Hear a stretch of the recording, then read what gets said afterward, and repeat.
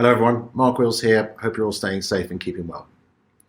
In my latest blog post, Differentiation is the Art of Survival, I talk about why differentiation is so important in this new world of selling that we're having to embrace right now, one that is potentially more competitive, where there are less opportunities around, and where customers are actually demanding more for less budget.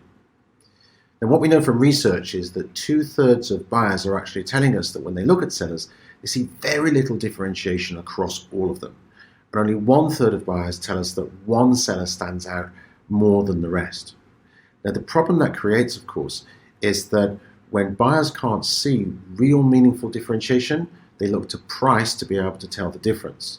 And that can mean we end up in a pricing war. It's a race to the bottom potentially, but more importantly, it creates pressure on margins, potential margin compression.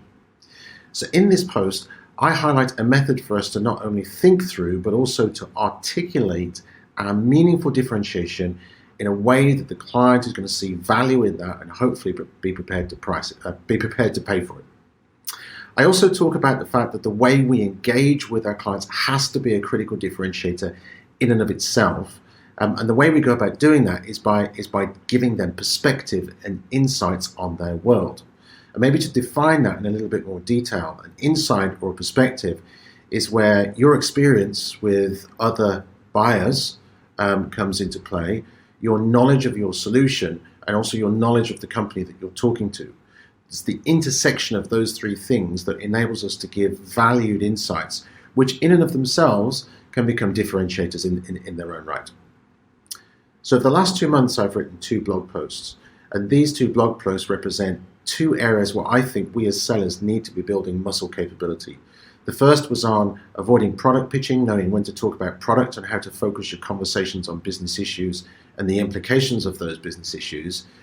This one is then about, once we understand those needs from the client, once we've got clarity around that, how do we express our capabilities such that the buyer sees us as a truly differentiated offering, which is meaningful to them, and they're also prepared to pay for that difference as well.